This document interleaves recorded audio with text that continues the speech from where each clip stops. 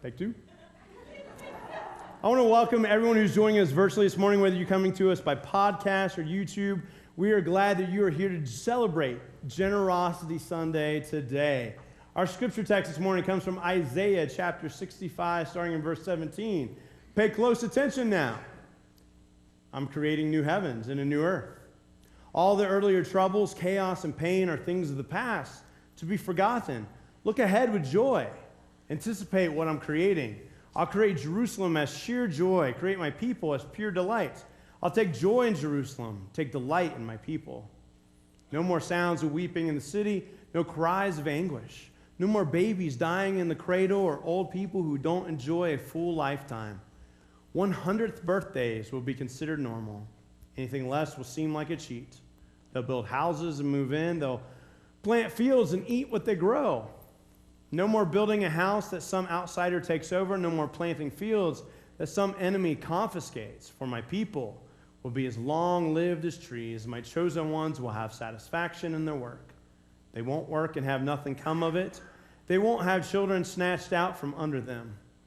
For they themselves are plantings blessed by God, with their children and grandchildren likewise God blessed. Before they call out, I'll answer. Before they finish speaking, I'll have heard. Wolf and lamb will graze the same meadow. Lion and ox eat straw from the same trough. But snakes, oh, those poor snakes, they'll get a diet of dirt.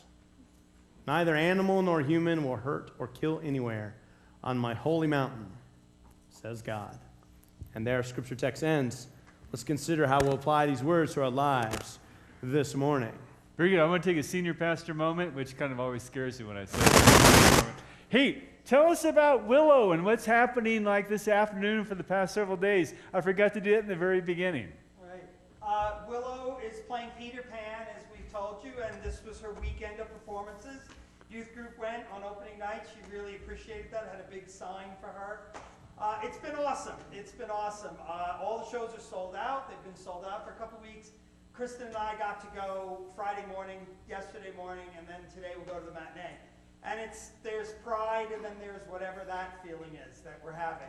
It's just awesome to watch our daughter do that. We're so proud of her. So thanks for supporting her. So now, I've thought about this at the 8 o'clock. So say it again. What is it like the first time you saw they launch your daughter and she flew across the room? Once the show was rehearsed, it was great. But when I went to flying school on Tuesday with Willow, they have 4 hours of flying school.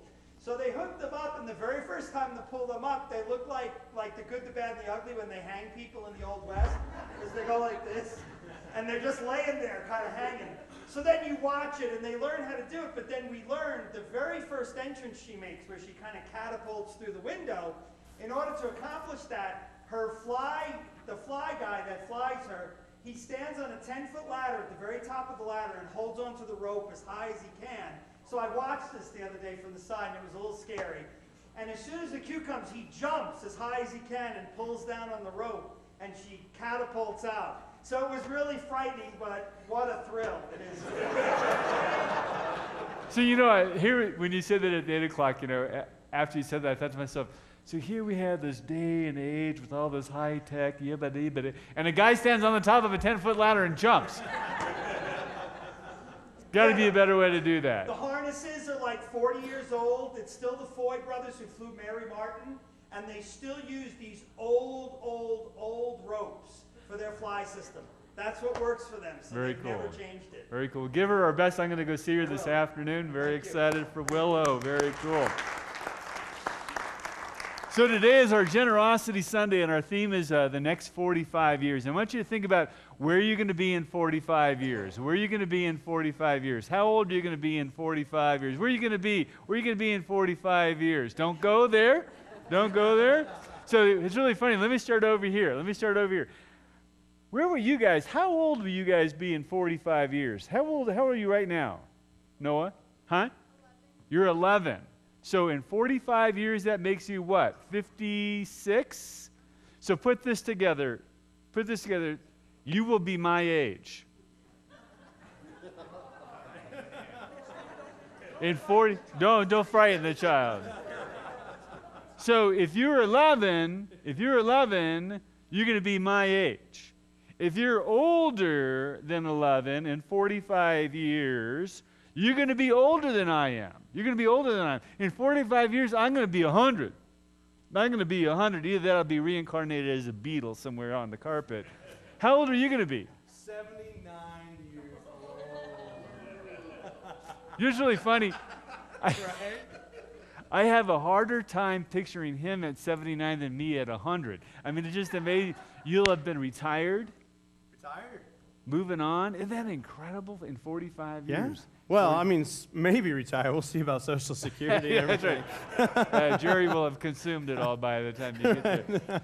You know, and it is amazing to think about 45 years and what the church will look like in 45 years. I mean, I just think about this. These kids, by the time they're 57, 56, 55, I'm 55, so 55, 56, they'll have gone through 3 careers, at least 3 career changes.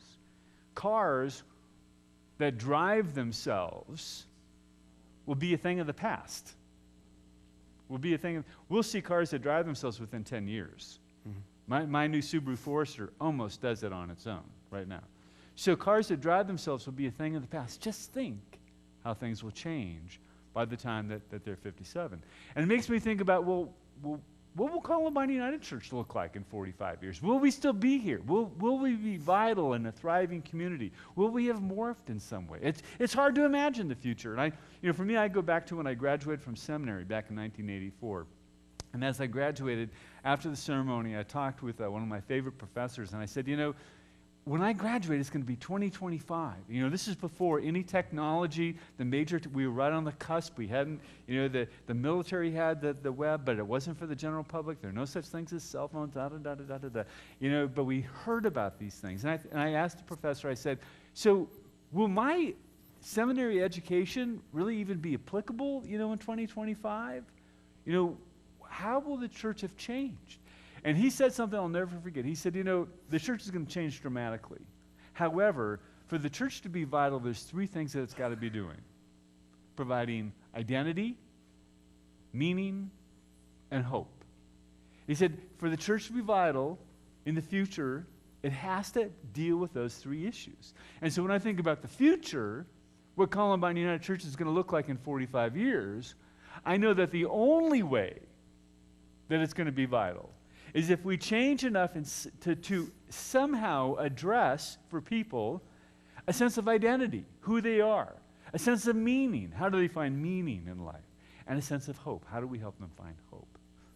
And in the middle of that, what I hear over and over and over again is things will definitely change.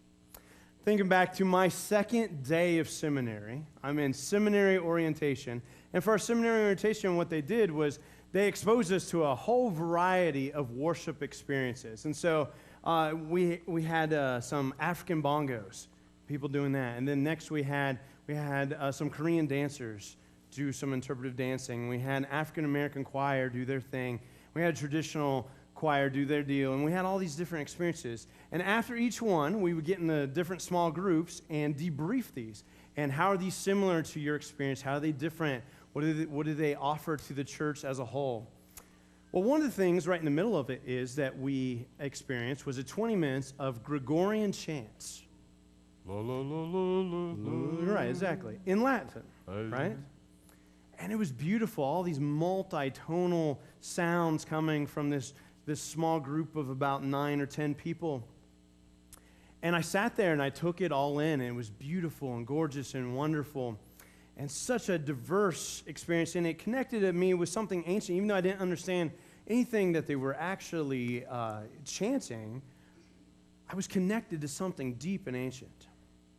Well, afterwards, we got in this small group experience, and a woman across from me says, "Wow, that was just beautiful. I wish every single Sunday would be just like that." I went, okay, sure, okay, whatever. I liked it too. Next person, it goes on, and as we're going around the circle, everyone's really talking about how, wow, I wish the church had never changed, and I wish we still had these Gregorian chants in our typical Sunday morning worship. And what have we lost because of all of the change that has taken place? And it's going around, going around, going around. Well, those of you who know me well know that I'm a contrarian. No. No. Never knew that about you. Yeah, totally. I'm deeply contrarian. But it's my second day of seminary. I really want to make a good impression on these people. I don't want them to know that's who I am. And yet, I fundamentally disagree with what everyone is saying. So it finally gets around to me, and they go, so Justin, what do you think? I said, look, the irony of our experience should not be lost on us right here. Gregorian chants in Latin from 1,300 years ago by an all-male Gregorian chanters, is how it was, while we are the most progressive Presbyterian seminary in the country, surrounded by people from all continents, surrounded by both men and women, surrounded by people who clearly don't worship in Latin, surrounded by people who are both straight and gay. If we still sang Gregorian chants, none of what we are experiencing here today would exist at all. As beautiful as that Gregorian chant was that I had just experienced, I'm looking at my fellow seminarians going, it was beautiful, and it was significant 1,300 years ago. And at moments even significant today, but if that is what worship looked like every single day, well then all of our churches would be empty. All of our churches would not be supplying any sense of identity, any sense of meaning, any sense of hope to anybody, unless you speak Latin and you're male and you're straight. Why are you looking at me? Anyways. Don't go there. Don't, Mr. Contrarian. Don't go there. When you said that the first service, while we've done this a couple times, it's always kind of fun because it's a little unrehearsed. You never know exactly what's going to happen. At the 8 o'clock service, when he said that, what dawned on me is the Gregorian chant is literally how they found meaning, hope, and identity. I mean, that's how they locked on. That music was so important to them. And while we might think, well, that's kind of beautiful, it's kind of fun to listen to, it's not something that is kind of our daily food. So it makes me think about, so how do we find identity? How do we find identity here at Columbine United Church? Just think about that.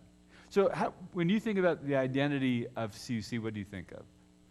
Two big things. One, our inclusivity. We are an open community. And then the second one would be our sense of willingness to take risks and make changes.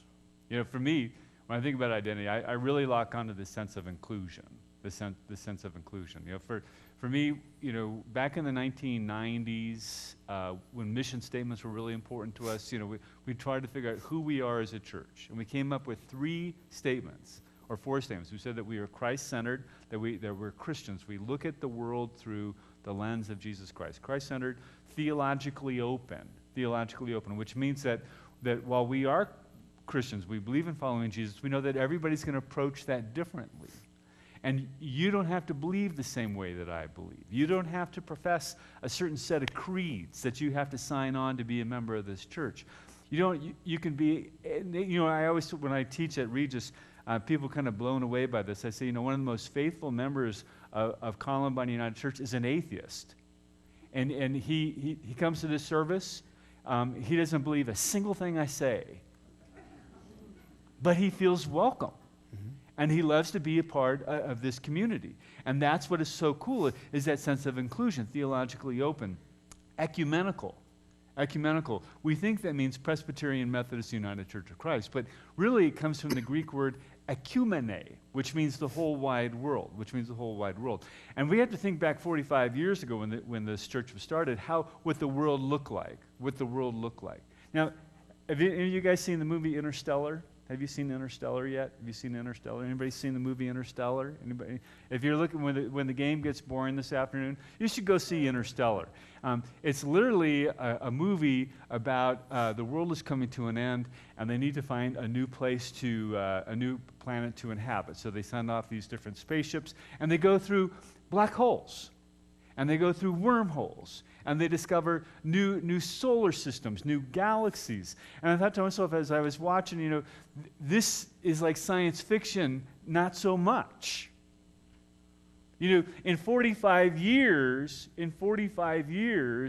your world, black holes traveling through wormholes, could be just a common everyday occurrence. Will our sense of ecumene, the whole wide world, be big enough to include their world? Think about it right now. Is our world big enough to include their world? I guarantee you it's not. You don't go to work and have to worry about being shot. You don't have to do drills for what happens if someone comes into your place of work to be shot. They do. That's their world. There are fights that are happening right now in Jefferson County about what's going to happen in their world. Is your world big enough to include their world? The thing I love about Columbine United Church is we push to be inclusive of the whole wide world. And I think in the next 45 years, that whole notion is going to dramatically change. Well, and inclusion requires change.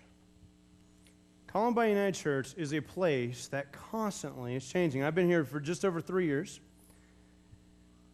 And it's hardly a week goes by that we don't make some sort of change. We change things all of the time. Just look around right now, right?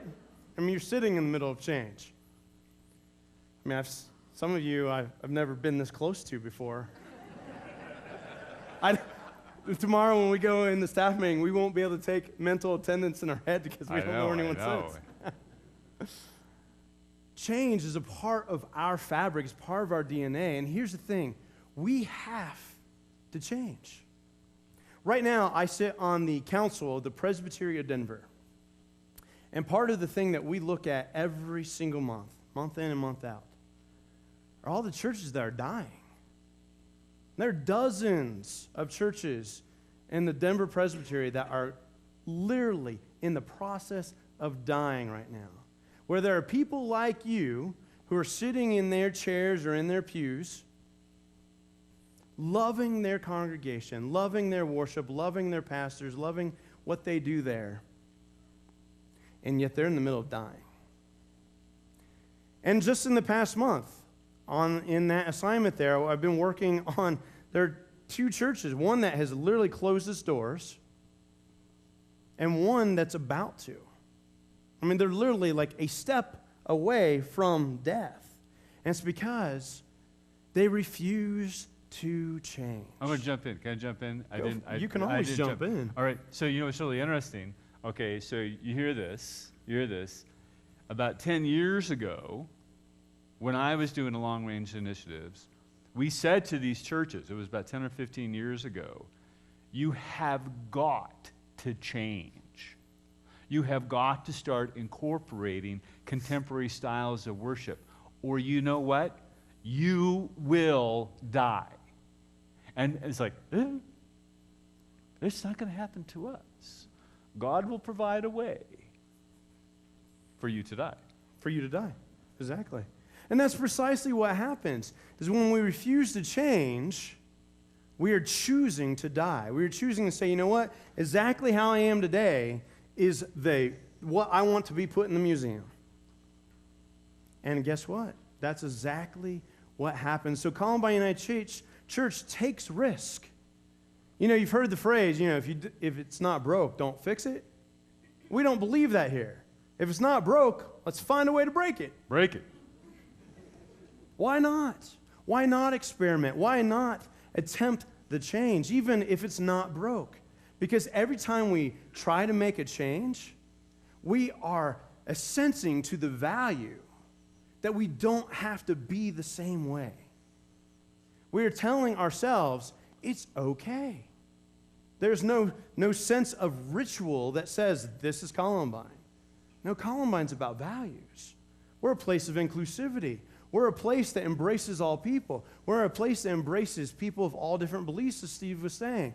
That is who we are.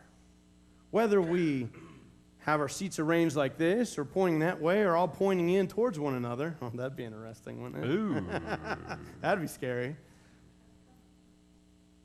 That's not Columbine. It's not our chair arrangement. It's not our service arrangement. It's not candle tables or not candle tables. It's not traditional music or contemporary music. It's our values. And so we change all these other things because that allows us to explore that sense of inclusivity. So identity is inclusive and embracing change. Embracing change. So we're meaning. Meaning. You know, we read the scripture text from Isaiah. Isaiah has this beautiful vision for this people. This is a group of people who have now come back from captivity. A whole group of them had been taken off by armies several hundred years beforehand, and their great-great-grandchildren were now returning back to the land of Israel. And as they're in that land, they're in between this time between the Persian Empire and the Greek Empire. And there's this several decades where they own their own land, where they are in charge of themselves. And for once, there's not all these enemies, there's not all these battles.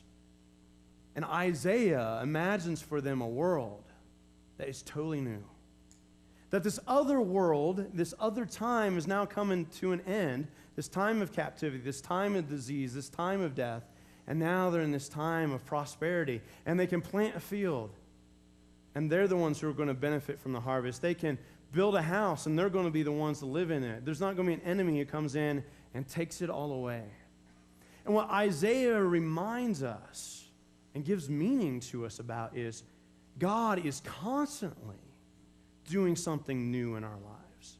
That there's always an ending taking place in our lives from what has happened from the past, and there's always something new, a new, renewed presence taking place that really looks like a new heaven and a new earth in a new day. Every single day can be that if we look around and say, what does God want to change in me on this day? What new heavens and new earths can be created? You know, so for what that means for me is high schoolers and junior highs, pay attention to this. Think about this. You know, oftentimes when we think about history, the rest of you as well, is we think about history as being this like straight line and then with an X on the end that says this is the world is going to end. The Bible never teaches that. The Bible never teaches that the world is going to come to an end. What the Bible teaches is that God constantly does new things. It might feel like it's the end, or it might feel like the world is never going to change. But God is always doing something new. So like you guys think about this. You guys sometimes make the same mistake the adults make. You make the mistake, you think, oh my gosh, the world's never going to change. Like I'll never forget the time when my voice started breaking, started cracking, and I went through puberty. I couldn't open up my mouth without going, hi, what? And it's never going to, and then finally, my voice leveled out. I used to have terrible acne. This is before acne medications came out.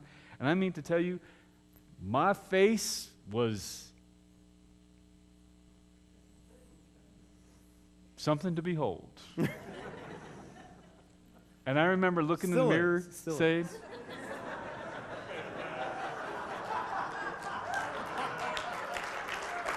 you stay on your side of the room, baby. And I said, it's never going to change. I'm going to look this way for the rest of my life. The rest of my life. I'm going to look this way for the rest of my life. It changed. I'll never forget flunking out of Algebra 2. And I said, my world is over.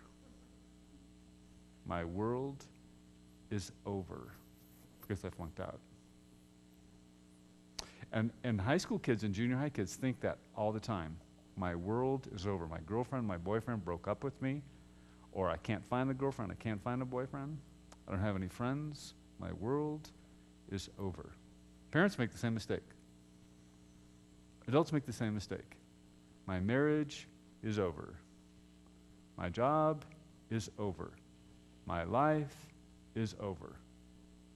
And what we forget is that there are changes, and things do come to an end. But God is always doing new things, and even though you might be in this terrible, ugly transition that feels awful,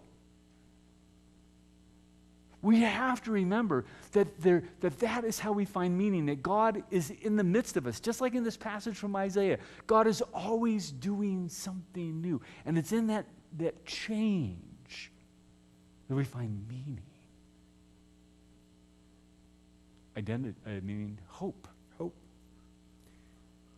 15 years ago, Steve stood right up here and looked at Columbine United Church. The Columbine United Church of 15 years ago, and said, look. I said, look it, because that's what he always says. Look it. Look it here, Justin. We're an inclusive church. Stay on your side of the church. We're an inclusive church. Don't push it. Which means we're inclusive of everybody, inclusive of their sexuality, their sexual orientation. And people left. Yep. In droves. In droves. And today we see the fruition of that. Today we can look at our church council and see that we are inclusive. We can look at our staff over the past decade and see that we are inclusive. But 15 years ago, it was just a hope. It was just a hope. And today, our denominations are beginning to embrace this. Our culture is beginning to embrace this. Our court systems are embracing this. Our sense of inclusivity as an identity doesn't just provide meaning in the present to some individuals. It provides hope for all of our institutions, for our entire community, for our entire world. That Columbine United Church can be this community, this example of what the whole world can be like. That God really is creating a new heaven and a new earth, a new sense of faith, a new sense of life. Hope comes from that value that we hold right here, that the future can be better. And for me, my fear is it too late? Is it too late for this? I read a fascinating book this past week called Jesus Through Pagan Eyes.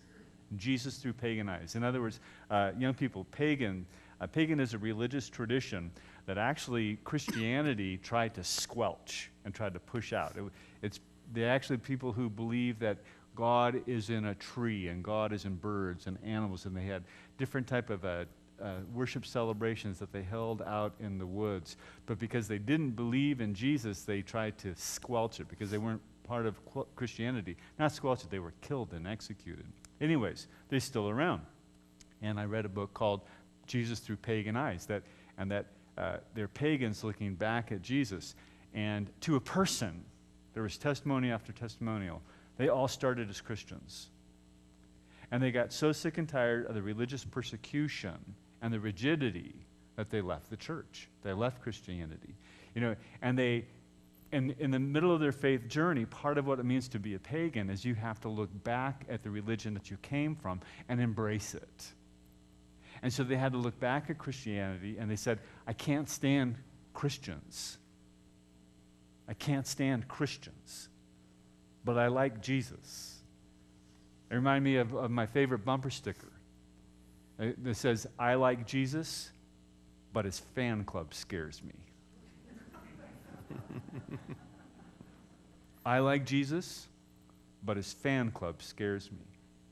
And when I look all around of our culture, I see more and more people pushing away from the rigidity of Christianity. Because that is the global perspective, in the same way that when you think of Islam, you think of ISIS. Global people when they think about Christianity, think about fundamentalism. They do not think about you. And that's why, for me, the sense of hope is in 45 years, is that we are pioneers in a vision that says that all people are welcome to the kingdom of God. It's only too late is if you refuse to change. If you refuse to change, we will go the way of Bennett Presbyterian Church. and they will have gone to go find something else, as will you. Hope for me comes in taking the sense of inclusivity and expanding it and bringing all people in and going out to all people. That for me is where I find hope. That for me is where there was a church that long since I passed the baton to Justin, long since Justin's passed the baton to these people, there will be a place called Columbine United Church, as long as we're able to embrace that sense of inclusivity. And that makes me think of tangibles that we're doing right now in the present and are coming up in the next year. We just wrote a grant for the Presbytery of Denver for the Presbytery to give us money for the next year to do what we're calling hubs. About a year ago, we started using this hub language, and you all went, okay, it's just Justin, Steve. We use weird words. Well, we actually created something with it, and it's called neighboring hubs.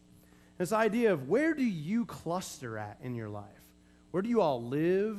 Who are you close by from Columbine? Where do you all play together at? Where do you all work nearby at? And we picked 4 locations for the next year that we are going to do as hubs. The first one is right over here, Wilder Elementary.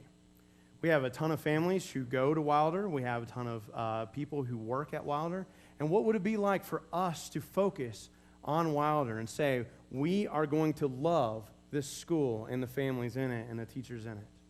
The second one we're going to do is Arapahoe Community College. Churches and denominations across the country have lots and lots of programs and ministries to residential campuses. But virtually none happen to community colleges. And community colleges have the most diverse age range of any colleges. So there's people from age 18 all the way up to age 90 over there at Arapahoe Community College. And what would it mean for us to do a hub over there and say, we're going to take Columbine United Church and some of the stuff that we value and bring it over there? The third one is going to be a downtown Denver business hub. And saying there's a lot of you who work in downtown Denver. What would it be like to do some sort of thing that's Columbine-esque down there? And then the fourth one, it's my favorite one, and it's the one that you all really love, is a mountain getaway weekend hub. See, I got your attention with that one. Because we recognize oftentimes you're not here. You're out there. Which, by the way, so did you mention the grant that you got for this? Just briefly. Okay, so after you preach this at the 8 o'clock service, you know what we should take from the grant? What? 2 season passes for the pastors. So we can have a Sunday worship service at the top of Vale, then another Sunday at the top of Copper, right? Keystone, Breckenridge. Come ski with the pastors, worship service at the top. A great way to start that hub, don't you think? Someone would have to carry me down the mountain, but yes. Well, then they could ski with me. They could ski with you. A senior pastor season pass. I like that. There you go. There you go. See? Denver Presbytery never imagined the possibilities for this money. Woo! Let me tell you. But that's the idea, is that we are saying we have to do church differently. We can still do Sunday mornings, but we have to do these other things as well. I can't get off that idea. And so we're trying these new ideas, these new things, and saying we have to get out of these 4 walls. We're doing new things with the building. We're looking at, there's a lot of duct tape around here. Have you seen it? A lot of duct tape on stage, duct tape on carpet out there. We have to fix all those kind of things. In addition to all the little fixes we have to make radical innovations. When we look at our sanctuary here, we've been looking at our stage design for a long time now, and specifically with our current worship committee, been really focused on it. But when we changed this chair setup last week, it freed our imaginations for the first time to go, wait a minute, what if worship doesn't have to be this way? It doesn't necessarily have to be this way either, but it could be all sorts of different things. It freed our minds from the box we were in to say, we can do something imaginative and creative with this space and do worship differently than we've ever done it before. We got to do different things with our kids and with our teenagers. What we do is good, but it's not enough. And it won't be enough in 5 years, 10 years, and certainly not in 45 years. And we've got to continually make innovations. In the way that we care for you all, in the way we do pastoral care, we're always making innovations in that way. We just recently changed up the way that Steve, Joe, and I deal with pastoral care and our meetings with it so that we can do a better job caring for everybody, not just those who are in the hospital. And we're doing all these different things to say, hey, we have got to evolve. We have got to change in order to include more and more people. The next 45 years happens because of you. Because each and every one of you in here. I want you to take a moment and I want you to do this. Do it. You. The next 45 years happens because of you. Here's one way that you can make those next 45 years happen. One is you can commit yourself to change.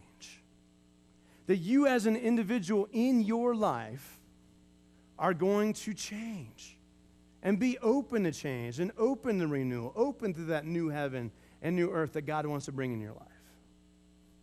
Second, you can make an investment this year financially. The next 45 years is also the next $45. If you have never pledged, you've never given hardly a dime to Columbine United Church, here's what we want you to do in the next year. We want you to pledge to give us $45 for the entire year. If you've never given anything to Columbine, we want you to take that card that you received today and write on it, I will give $45 during 2015. If you do give something to Columbine United Church, let's say you give, $10 here, $30 there, $40 there. Commit to giving an extra $45 twice a year or 4 times a year. If you give, several $100s, even a few $1,000 to Columbine United Church, commit to giving an extra $45 every quarter or every 2 months. Let's say you are giving a lot of money to Columbine United Church already. Consider giving us an extra $45 every single month, or every 2 weeks, or even for a few of you, every single week. That extra $45, no matter what the time period is, will significantly shift our ability to be able to do ministry in this year and over the next 45 years. That $45, I promise you, will change people's lives. Because we have $45 all the time that we use that change people's lives. $45, no matter whatever the period of time is, whether it's weekly or over the course of a whole year, it will change everything significantly. Commit to change, commit to the 45, and you will make Columbine United Church be here when I'm 79 and when he's 100. Or a beetle.